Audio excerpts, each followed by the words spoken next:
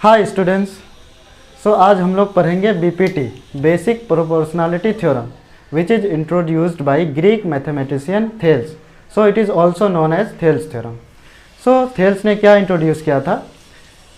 If a line is drawn parallel to one side of a triangle to intersect the other two sides in distinct point, then the other two sides are divided in the same ratio. इसे हमें proof करना है। Thales ने जो theorem ये दिया है इसे हमें प्रूफ करना है। तो इसके लिए सबसे पहले हम एक ट्रायंगल ड्रॉ कर लेते हैं। Triangle let suppose A B C is a triangle. Then दो पॉइंट ले रहे हैं, एक लेट सपोज डी एंड ये ई। ये डी ई जो है हमारा पैरेलल है बी सी लाइन के, ठीक है। तो सबसे पहले हम क्या करेंगे, जो स्टेटमेंट में कहा गया है उससे हम गिवन नोट डाउन करेंगे। क्या क्या गिवन है, तो सबसे पहले गिवन नोट डाउन करेंगे। गिवन क्या क्या है? ए बी सी क्या क्या गिवन है? A B C is a triangle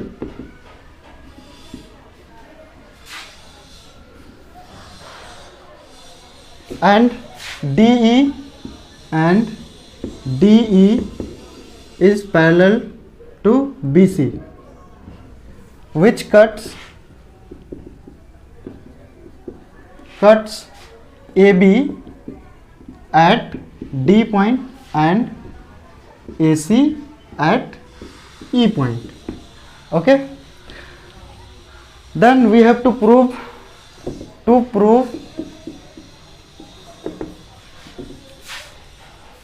क्या करना है। जब ये डी ई जो है पैरेलल है बीसी के, तो ए बी लाइन को डी पॉइंट पे कट कर रही है और ए सी लाइन को ई पॉइंट पे कट कर रही है। तो ये इसे हमें प्रूफ करना है कि ये सेम रेशियो में डिवाइड कर रहे हैं, यानी A D upon D B is equals to A E upon E C. ये हमें प्रूफ करना है। तो to proof A D upon D B is equals to A E upon E C, ठीक है। तो इसे हमें प्रूफ करने के लिए कुछ कंस्ट्रक्शन की ज़रूरत पड़ेगी, कुछ हमें कंस्ट्रक्ट करना पड़ेगा फिगर में। तो कंस्ट्रक्ट करेंगे, तो कंस्ट्रक्शन में आते हैं। कंस्ट्रक्शन क्या करेंगे, हमें देखो ए डी और डी बी रेशियो में लाना है, ए ई ए डी और डी बी। तो इसके लिए हम कुछ ट्रायंगल्स कंस्ट्रक्ट करेंगे। तो ज्वाइन कर देंगे बी को ई से एंड सी को डी से। तो हम लिखेंगे join B E and C D. And और एक कंस्ट्रक्शन करना पड़ेगा, हमें परपेंडिकुलर हाइट निकालना पड़ेगा, क्योंकि हम A D upon D B ratio निकालेंगे तो इसके लिए हमें ज़रूरत पड़ेगी परपेंडिकुलर हाइट। तो हम डी से एक परपेंडिकुलर हाइट ड्रॉ कर दे और ई पॉइंट से, तो ई एफ इसका नाम दे देंगे एफ, ई एफ एंड ये डी ई एफ जी, इस पॉइंट का नाम दे दिए G. And draw E F perpendicular. ये ई एफ किस पे परपेंडिकुलर है?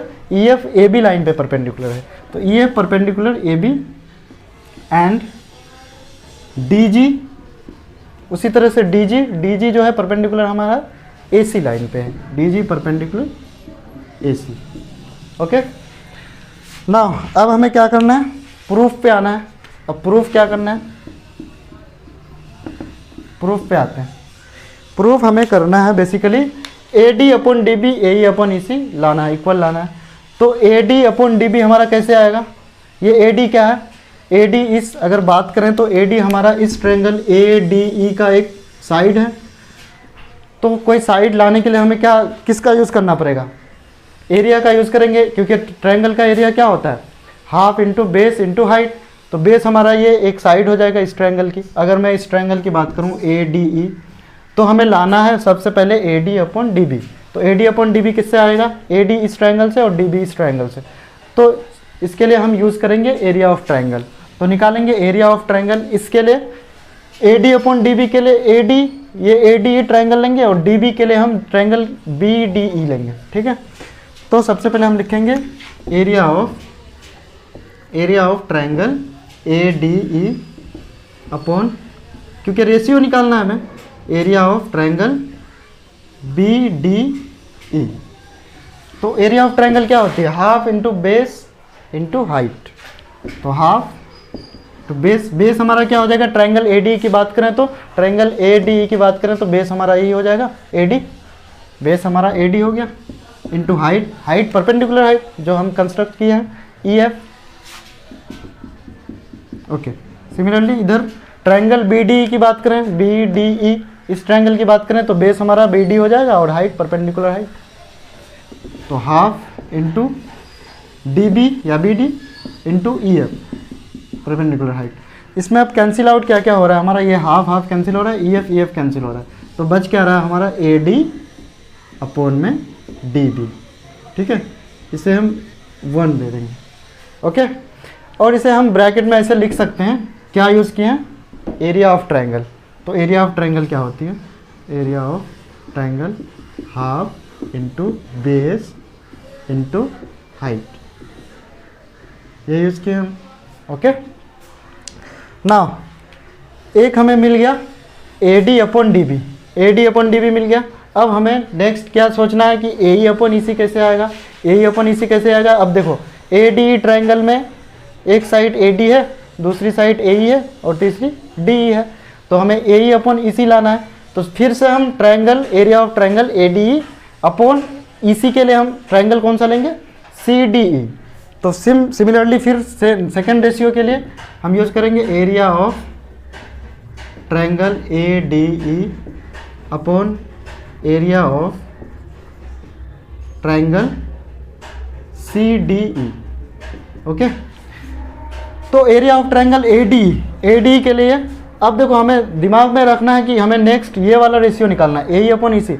तो ए डी तो शुरू में लिए, ए डी के लिए एक बार ये बेस ले चुके हैं, अब हमें ए ई और ई सी लाना है। तो ए ई और ई सी लाना है तो हम एक बार सेकेंड बेस ये लेंगे, ए ई ले लेंगे, ठीक है। इसके लिए तो हाफ इंटू बेस हमारा ए ई हो जाएगा इंटू हाइट क्या होगा, हाइट देखो इसके लिए हाइट देखो ये वाले परपेंडिकुलर डिस्टेंस डी जी, तो ये हो जाएगा हमारा डी जी अपॉन में। अब area of triangle C D E की बात करें, सी डी ई ये सी डी ई है, इसके लिए हमारा बेस क्या हो जाएगा ई सी और height perpendicular height D G. तो हाफ इंटू क्या हो जाएगा, base E C into height D G, okay. अब इसमें भी कुछ कैंसिल आउट हो रहा है, ये कैंसिल हो जाएगा, ये तो हमारे बचेंगे क्या, ए ई अपॉन ई सी, इसको नाम दे दो सेकेंड, ओके। अब देखो हमारे पास A D upon D B और ए ई अपॉन ई सी आ चुका है, लेकिन इधर देखें तो area of triangle A D upon area of triangle B D है, और यहाँ पे area of triangle A D upon area of triangle C D है। हमें ये सेम लाना है तभी तो ये इक्वल होगी। तो सेम लाने के लिए एक ट्रायंगल प्रॉपर्टीज ऑफ ट्रायंगल होती है, प्रॉपर्टीज ऑफ ट्रायंगल क्या कहती है, अगर कोई एक साइड दूसरी साइड्स के पैरेलल है ट्रायंगल में और वो कॉमन बेस है किसी दो ट्रायंगल का, कॉमन बेस किसी दो ट्रायंगल का है और उन दो पैरेलल साइड्स के बीच में दोनों ट्रायंगल लाई कर रहे हैं, तो उन दो ट्रायंगल का एरिया क्या होता है, सेम होता है। तो उसको लिखेंगे since D E parallel B C and triangle, देखो D E parallel B C है और ट्रायंगल हमारा क्या, B D E triangle B D E and C D E, ये दोनों triangle common base D E पे लाई कर रहे, ठीक है। तो triangle B D E and triangle C D E having common base क्या है, D E, common base D E है, एंड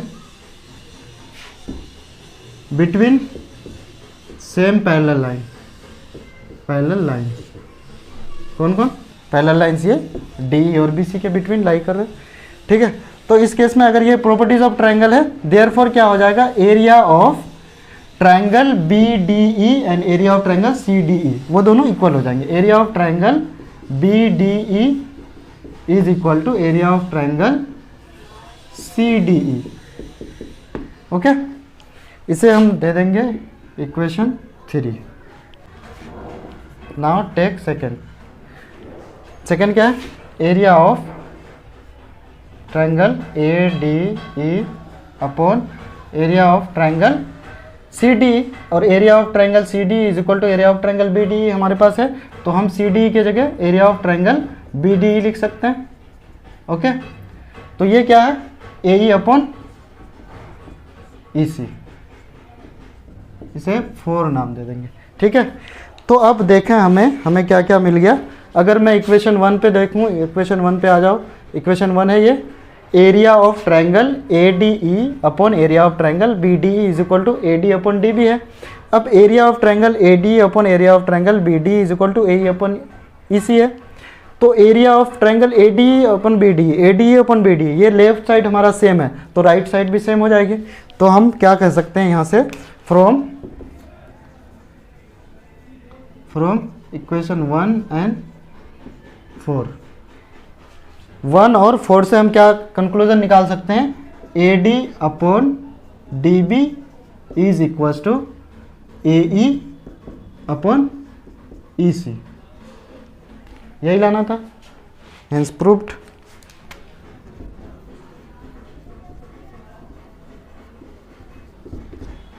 ओके।